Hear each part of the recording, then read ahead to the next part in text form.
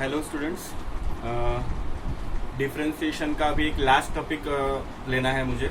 इसके सारे पहले जो जितने भी वीडियोस भेजे, बहुत सारी वीडियोस अब तक के हो गया, आई थिंक 25 to 26 वीडियोस अब तक के हुए हैं, जिसमें जितने टॉपिक्स दिए हैं उसको कवर करने की कोशिश की है मैंने।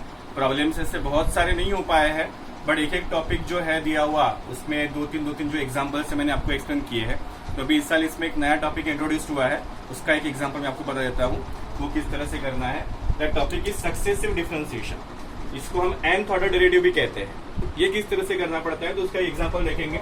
जैसे log x के लिए आपको बोला गया find nth derivative of the following, तो log x का निकालना है, तो हम let y is equal to log x, और नॉर्मली इसको हम सॉल्व करेंगे, इसको हम डिफरेंशिएट करेंगे, differentiate with respect to x। तो dy बाय dx जो है वो आ जाएगा क्या, 1 बाय x। ये हमारी फर्स्ट स्टेप। इसका अगेन हम डेरिवेटिव निकालेंगे। nth ऑर्डर निकालने के लिए क्या करना होता है, आपको पहला first derivative, second derivative and third derivative, ये तीन डेरिवेटिव आपको सबसे पहले निकालने हैं। इसकी जो स्टेप्स है सॉल्व करने की, आप टेक्स्ट बुक देखेंगे उसमें भी आपको स्टेप्स दिए हुए हैं। मैं टेक्स्ट बुक से आपको बताता हूँ कि इसमें स्टेप्स में पहली स्टेप यही है कि use simple differentiation to get first, second and third order derivative, and then observe the changes in the coefficient, the angles, the power of the function and the signs of each term, and express the nth derivative with the help of the pattern that changes that you have observed. This will be your general formula। यानी nth derivative यानी आपको क्या करना है, पहले तीन derivative निकालने के बाद उसमें एक ऑब्जर्वेशन आपको रखना है कि आपको कोई कोएफिशिएंट्स, कोई पावर, कोई फंक्शन में कुछ एक क्या बोलेंगे उसको, पैटर्न स्पेसिफिक दिख रहा है क्या, और उस पैटर्न को ध्यान में रखते हुए उसका nth डेरिवेटिव क्या होगा, जनरल फॉर्मूला क्या होगा, वो आपको उसमें बनाना होता है। तो these are the main step. तो यहाँ पे dy बाय dx निकलने के बाद में अगेन हम इसको डिफरेंशिएट करेंगे, differentiate with respect to x। So this will be d by dx of dy by dx, जो कि हो जाता है d square y by dx square. तो 1 बाय x जो है, 1 बाय x का डेरिवेटिव जो है वो आ जाता है क्या, माइनस 1 बाय x स्क्वायर। आपने अगर यहाँ पे ये d by dx of 1 by x किया तो ये हो जाता है d square y by dx square, और ये आ जाता है माइनस 1 बाय x स्क्वायर। तो इसको थोड़ा सा हम इस तरह से लिखेंगे अभी, क्योंकि हमको एक पैटर्न यहाँ पे ऑब्जर्व करना है, इसलिए minus 1 into 1 upon x. Again हम इसको डिफरेंशिएट करेंगे। So differentiate with respect to x, differentiate with respect to x, तो d by dx of d square y by dx square, d by dx of minus 1 into 1 upon x square. तो किस तरह से हो जाएगा ये, तो यहाँ पे this is d cube y by d x cube, and now minus 1 ये कांस्टेंट एज इट इज रहेगा। अब 1 बाय एक्स स्क्वायर है, 1 बाय एक्स का डेरिवेटिव तो माइनस 1 बाय एक्स स्क्वायर हो गया, पर 1 बाय एक्स स्क्वायर है, तो 1 बाय एक्स स्क्वायर का डेरिवेटिव आप किस तरह से निकालेंगे, तो एक्स स्क्वायर अगर ऊपर चला गया, मैं शॉर्ट में आपको बताता हूँ इसमें, जैसे d by d x of 1 by x square है, तो आप क्या करेंगे, यहाँ पे एक्स स्क्वायर जो है वो ऊपर चला जाएगा तो माइनस 2 हो जाएगा, इसमें x to the power n लगेगा, यानी minus 2 x to the power n minus 1, यानी माइनस 2 माइनस 1, तो ये हो जाता है माइनस 2 अपॉन एक्स का पावर 3, यानी एक्स का पावर माइनस 3 है, पर डिनोमिनेटर में लेंगे तो वो प्लस 3 आ जाएगा, यानी ये आने वाला है माइनस 2 अपॉन एक्स क्यूब। ठीक है, यहाँ पे एक्सपेक्टेड डायरेक्ट आंसर ये है उसका, वैसे तो ये आप रफ में कैलकुलेट कर सकते हो।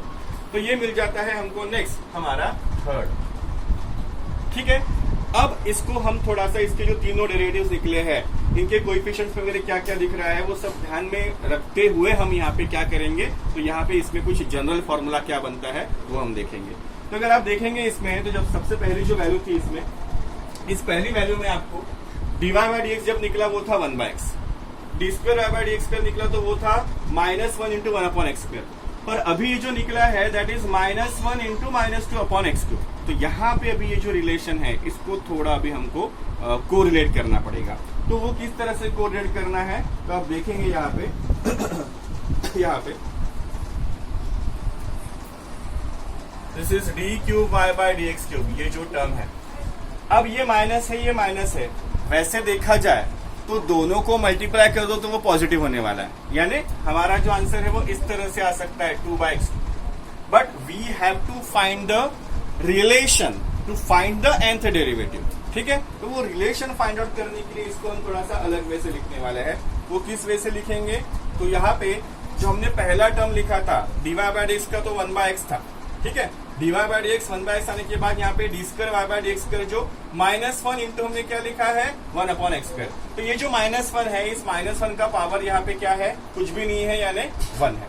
ठीक है, ये होने के बाद यहाँ पे अभी इसको हम इस तरह से एक्सप्रेस ना करते हुए ये जो -1 लिखा है इसका पावर भी हम क्या लिखेंगे, 1 लिखेंगे। ये होने के बाद यहाँ पे -2 इंटू एक्स क्यूब हो जाता है, बराबर है। तो -2 इंटू एक्स क्यूब जब हो जाता है, अभी -1 का ये 1 लिख लिया, ये -2 है अपॉन एक्स क्यूब है। अब हमको ये पता है कि माइनस इंटू माइनस प्लस हो जाता है, तो इसलिए हम इसको भी किस तरह से एक्सप्रेस कर सकते हैं, हम लिख सकते हैं -1 का स्क्वायर, क्योंकि -1 का स्क्वायर अगर आपने कर लिया तो वो +1 आ जाएगा, है ना। और फिर क्या बच जाता है आपके पास में 2, तो 2 को हम लिख सकते हैं किस तरह से, 2 को हम लिख सकते हैं 1 इंटू 2 और अपॉन ये एक्स क्यूब। ये थोड़ी स्टेप जो है ये समझने के लिए थोड़ा आपको कोशिश करनी पड़ेगी। -1 को हमने टू द पावर 1 लिखा अभी, जब ये -2 है, but we know that -2 into -1 is +2, so that's why हमने इस -1 को क्या किया है, स्क्वायर, क्योंकि नेगेटिव का स्क्वायर पॉजिटिव होता है। और अभी ये सिर्फ 2 बचा, तो 2 को हम 1 इंटू 2 लिख सकते हैं। तो इस तरह से ना आपको यहाँ पे, जैसे यहाँ पे -1 इंटू 1 था, -1 का पावर 1 और ये 1 इंटू, यहाँ पे -1 का पावर 2 और फिर 1 इंटू ये 2 और नीचे क्या आ गया, एक्स क्यूब। तो इससे आपको एक नजर में आएगा, इधर पावर x का नीचे 1 है, यहाँ x का पावर इधर 2 है, इधर x का पावर 3 है, यानी डिनोमिनेटर में पावर जो है वो बढ़ रहा है 1 2 3। यहाँ पे 1 अपॉन x है, तो हम इसको इस तरह से एक्सप्रेस कर सकते हैं, this will be -1 to the power 0, क्योंकि anything raise to 0 is what, 1। और ये हो जाता है इसके साथ में 1 अपॉन x, यहाँ पे x का पावर ये 1, ये हो जाता है -1 का पावर 1 अपॉन एक्स स्क्वायर, ये हो जाता है -1 का square 1 into 2 upon x cube. तो इस तरह से हमको फाइनली रिलेशन दिखता है। So in general nth derivative जो है इसका, nth derivative will be d to the power ny upon dx to the power n is equal to, ये हो जाता है -1। आप देखेंगे -1 का पावर जो है, -1 का पावर जो है 0 1 2 बढ़ रहा है, पर नीचे जो पावर दिया हुआ है उससे वो 1 से कम है, इसलिए वो -1 और इंटू यहाँ पे हो जाएगा 1 इंटू 2 इंटू 3 और ऐसा करते करते ये आपको n-1 और नीचे आएगा इधर x का पावर n, क्योंकि इधर 3 है तो इधर 2 हो गया, तो ये n है तो ये आ जाएगा n-1 इन और सकते हैं dny upon dx to the power n is equal to -1 to the power n-1 into n-1, ये n-1 फैक्टोरियल हो जाएगा upon x to the power n। So this is the general formula, या हम बोल सकते हैं nth derivative of this function. तो ये एक नया टॉपिक आपको इस साल 12th के न्यू सिलेबस में इंट्रोड्यूस हुआ है। मुझे ये डेफिनेटली पता है कि आप एकदम प्रॉब्लम्स करने के लिए बैठेंगे तो एकदम से ध्यान में आएगा नहीं, क्योंकि यहाँ तक के स्टेप्स तो बहुत सिंपल है थर्ड डेरिवेटिव निकालने के बाद, पर जब ये कोरिलेशन फाइंड आउट करना होता है तभी थोड़ी मुश्किल जाती है। पर अगर आप थोड़ा सा ऑब्जर्वेशन अच्छा अगर आपका है तो आप प्रॉपरली उसको कर सकते हो, ठीक है, ओके। तो अभी हमारा आज यहाँ पे ये टॉपिक खत्म हो जाता है, डेरिवेटिव टॉपिक। डेरिवेटिव में एप्लीकेशन ऑफ डेरिवेटिव बाकी है, वो हम बाद में लेंगे। इसके बाद में वीडियोस जो आपको देने वाला हूँ that is of paper 1, mathematics paper 1 जो है, इसका एक नया टॉपिक हम स्टार्ट करेंगे। Thank you.